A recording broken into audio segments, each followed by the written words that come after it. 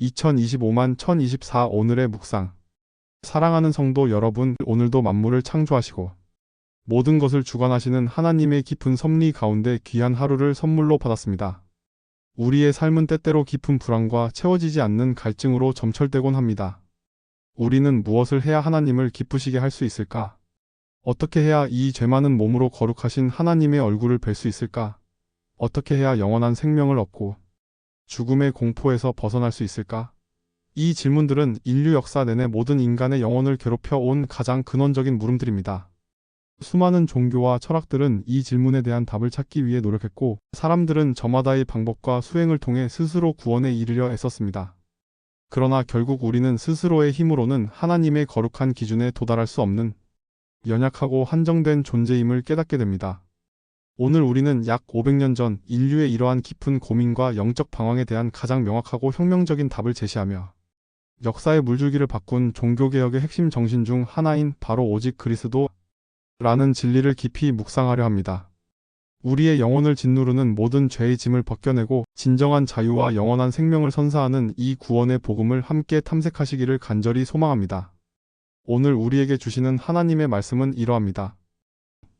예수께서 이르시되 내가 곧 길이요 진리요 생명이니 나로 말미암지 않고는 아버지께 올 자가 없느니라. 사랑하는 성도 여러분, 오늘 우리가 함께 읽은 요한복음 14장 6절 말씀은 예수 그리스도의 신성과 구속 사역의 핵심을 가장 명료하고 강력하게 선포하는 구절입니다. 예수께서 이르시되 내가 곧 길이요 진리요 생명이니 나로 말미암지 않고는 아버지께 올 자가 없느니라. 이 말씀은 세상의 모든 종교와 철학이 제시하는 다양한 구원의 길과 방법론 속에서 예수 그리스도만이 하나님께로 나아가는 유일하고 절대적인 길임을 분명히 밝히는 충격적인 선언입니다. 이 짧지만 강력한 한 문장 속에 우리 신앙의 근본적인 원리이자 구원의 유일한 길이 오롯이 담겨 있습니다. 이 말씀은 단지 신학적인 선언이 아니라 죄와 사망의 권세 아래 있던 모든 인류에게 주어진 가장 복된 소식, 즉 복음 그 자체를 강력하게 선포하고 있습니다. 이 말씀의 핵심은 바로 예수님께서 자신을 길이요, 진리요, 생명이라고 소개하신 부분입니다. 이 세 가지 호칭은 예수님의 존재와 사역의 본질을 완벽하게 드러냅니다. 첫째, 예수님은 곧 길이십니다. 이 땅을 살아가는 모든 사람은 죄로 인해 하나님으로부터 단절되어 그분을 만나거나 그분께 나아갈 수 없는 존재였습니다. 인간은 스스로의 노력이나 선행, 종교적인 의식 혹은 어떤 위대한 지혜로도 하나님께 이를 수 없었습니다. 마치 갈라진 틈 사이로 건널 수 없는 깊은 절벽처럼 죄는 하나님과 우리 사이에 건널 수 없는 심연을 만들었습니다. 그러나 예수님께서는 십자가에서 자신을 희생하심으로 그 죄의 장벽을 허물고 하나님께로 나아가는 유일하고 새롭고 살아있는 길을 열어주셨습니다. 히브리서 10장 20절에 그 길은 우리를 위하여 휘장 가운데로 열어놓으신 새롭고 산 길이요. 휘장은 곧 그의 육체니라고 기록되어 있습니다. 이는 성전의 휘장이 찢어진 것처럼 예수님의 몸이 찢김으로써 우리가 더 이상 사제나 어떤 중보자 없이 직접 하나님께 나아갈 수 있게 되었음을 의미합니다. 오직 예수님을 통해서만 우리는 하나님과의 관계를 회복하고 그분께 나아가 기도하며 교제할 수 있습니다. 둘째, 예수님은 곧 진리이십니다. 세상에는 수많은 진리가 있다고 주장하는 가르침과 사상들이 넘쳐납니다. 사람들은 저마다 옳다고 믿는 것을 추구하며 살아갑니다. 그러나 이 세상의 모든 진리는 상대적이고 불완전하며 변하기 마련입니다. 그러나 예수님은 영원히 변치 않는 완전한 진리 그 자체이십니다. 그분은 거짓이 없는 참되신 하나님이시며 그분의 말씀은 한치의 오차도 없는 하나님의 진리입니다. 예수님께서는 우리의 죄와 사망의 문제를 해결하시고 우리에게 영원한 생명과 구원의 길을 보여주심으로써 세상의 어떤 거짓된 진리도 범접할 수 없는 궁극적인 진리를 드러내셨습니다. 예수님을 안다는 것은 곧 진리를 안다는 것이며 그 진리 안에서 우리는 모든 미혹과 거짓에서 벗어나 참된 자유를 얻을 수 있습니다. 요한복음 8장 32절의 진리를 알지니 진리가 너희를 자유롭게 하리라고 기록된 말씀처럼 말입니다. 셋째, 예수님은 곧 생명이십니다. 아담의 죄로 말미암아 인류에게 찾아온 것은 영적인 죽음이었습니다. 육체적으로 살아있더라도 하나님과 단절된 영혼은 죽어있는 것이나 다름없습니다. 죄는 우리를 하나님에게서 멀어지게 하고 결국 영원한 죽음, 즉 영원한 형벌로 이끌었습니다. 그러나 예수님께서는 십자가에서 죽으심으로 우리의 죄값을 대신 치르시고 부활하심으로 사망의 권세를 깨뜨리셨습니다. 예수님을 믿는 자에게는 그분의 생명이 임하여 영적으로 다시 살아나며 영원한 생명을 얻게 됩니다. 이는 단순히 죽은 후에 천국 가는 것을 넘어 지금 여기에서 하나님과 동행하며 충만한 삶을 살아가는 것을 포함합니다. 예수님은 우리가 생명을 얻되 더욱 풍성히 얻게 하시기 위해 오셨습니다. 이 세 가지 중요한 선언 뒤에 예수님은 더욱 충격적인 말씀을 더하십니다. 나로 말미암지 않고는 아버지께 올 자가 없느니라. 이 말씀은 예수 그리스도 외에 그 어떤 존재나 가르침, 종교적 의식도 하나님께 나아가는 길을 제공할 수 없다는 독점적인 선언입니다. 이는 매우 단호하고 배타적인 주장으로 들릴 수 있지만 동시에 우리에게 혼란스러운 세상 속에서 흔들리지 않는 명확한 구원의 해답을 제시합니다. 사도행전 4장 12절에서 베드로는 다른 이로서는 구원을 받을 수 없나니 천하 사람 중에 구원을 받을 만한 다른 이름을 우리에게 주신 일이 없음이라고 선포했습니다. 오직 예수 그리스도만이 구원의 유일한 이름이자 희망입니다. 이 진리야말로 종교개혁의 핵심 구호 중 하나인 오직 그리스도의 출발점이 되었습니다. 종교개혁자들의 삶과 사상 속에서 오직 그리스도는 어떤 의미를 가졌을까요? 당시 중세 가톨릭 교회는 예수 그리스도 외에 구원에 필요한 다양한 중보자들을 제시했습니다. 교황은 베드로의 후계자로서 예수 그리스도와 하나님 사이를 중재하는 권위를 가졌다고 주장했고, 사제들은 성례전을 집행하며 구원의 은혜를 전달하는 핵심적인 역할을 했습니다.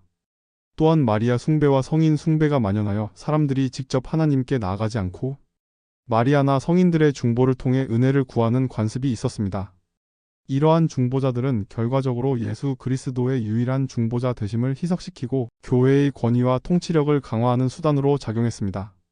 그러나 마르틴 루터를 비롯한 종교개혁자들은 성경을 연구하며 디모데전서 2장 5절의 말씀 하나님은 한 분이시요 또 하나님과 사람 사이의 중보자도 한 분이시니 곧 사람이신 그리스도 예수라는 진리를 재발견했습니다. 이 진리는 교황이나 사제 마리아나 성인들의 중보를 통한 구원을 단호히 부정하고 오직 예수 그리스도 한 분만이 하나님과 인간 사이의 유일한 중보자이자 구원자임을 강력하게 선포했습니다. 이 깨달음은 갇힌 영혼들에게 다시금 하나님께 직접 나아갈 수 있는 자유와 확신을 주었으며 성경적 진리를 회복하는 강력한 동력이 되었습니다. 모든 믿는 자가 예수 그리스도를 통해 하나님 앞에 직접 나아갈 수 있다는 만인 제사장의 개념 또한 오직 그리스도 사상과 맥을 같이 합니다. 우리는 그 어떤 중간 단계를 거치지 않고 오직 예수님의 이름과 그분의 십자가 보혈의 공로만을 의지하여 담대히 은혜의 보좌 앞에 나아갈 수 있게 된 것입니다. 이처럼 오직 그리스도는 인간의 어떤 행위나 종교적인 시스템도 구원에 기여할 수 없으며 오직 예수 그리스도 한 분만이 우리의 죄를 대속하시고 우리를 의롭게 하시고 하나님께로 인도하는 유일한 길이 됨을 선포하는 혁명적인 진리였습니다. 이 진리야말로 당시 종교의 이름으로 행해지던 모든 위선과 거짓된 중보자들을 꿰뚫고 참된 구원과 자유의 길을 제시한 개혁의 빛이었습니다. 그렇다면 오늘날 21세기를 살아가는 우리는 이 오직 그리스도의 진리를 어떻게 우리의 삶에서 경험하고 또 적극적으로 실천할 수 있을까요? 첫째, 예수 그리스도만이 우리의 유일한 구원자이심을 확신하고 전적으로 의지해야 합니다. 세상은 끊임없이 우리에게 예수 그리스도 외에 다른 구원의 길, 다른 스승, 다른 지혜가 있다고 속삭입니다. 심지어 교회 안에서도 복음의 본질을 흐리고 인간의 인기나 프로그램을 의지하여 사람들을 모으려는 유혹이 있을 수 있습니다. 그러나 우리는 모든 인간적인 노력과 지혜, 세상의 유혹을 내려놓고 오직 십자가에 못 박혀 죽으시고 부활하신 예수 그리스도만이 우리의 모든 죄를 사하시고 영원한 생명을 주시는 유일한 분임을 굳건히 믿어야 합니다. 그 어떤 종교적 행위나 선한 노력으로도 우리는 구원받을 수 없으며 오직 예수 그리스도 한 분만을 믿고 의지할 때만 우리는 하나님과의 온전한 관계를 회복할 수 있습니다. 둘째, 모든 믿는 자가 예수 그리스도를 통해 하나님께 직접 나아갈 수 있다는 만인 제사장의 권리를 누려야 합니다.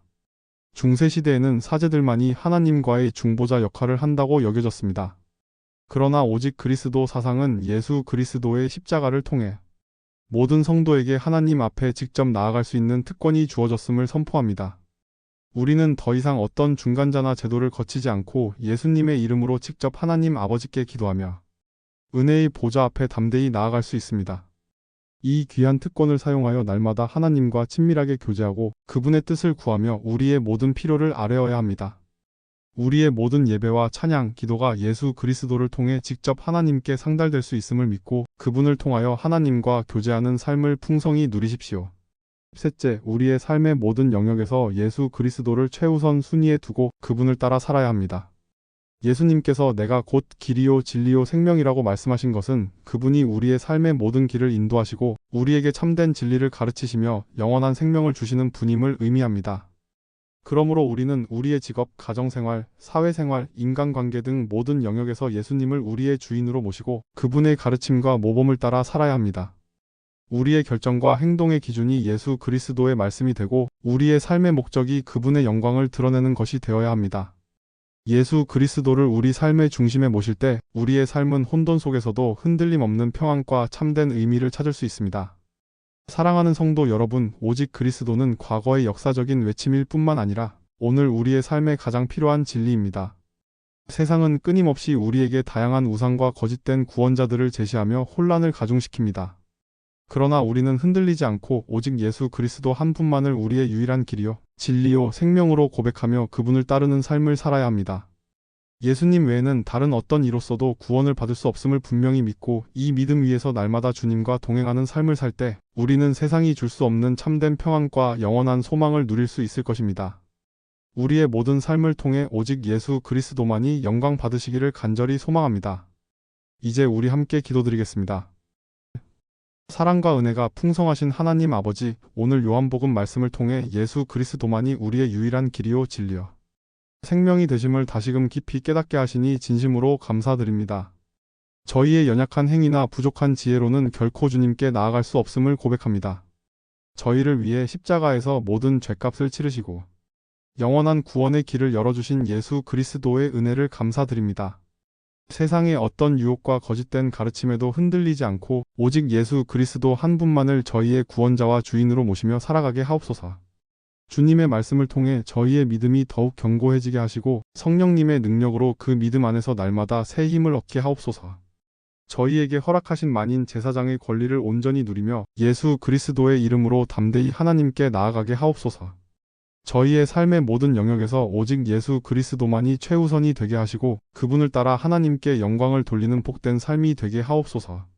우리의 유일한 구원자이신 예수 그리스도의 이름으로 간절히 기도드립니다. 아멘.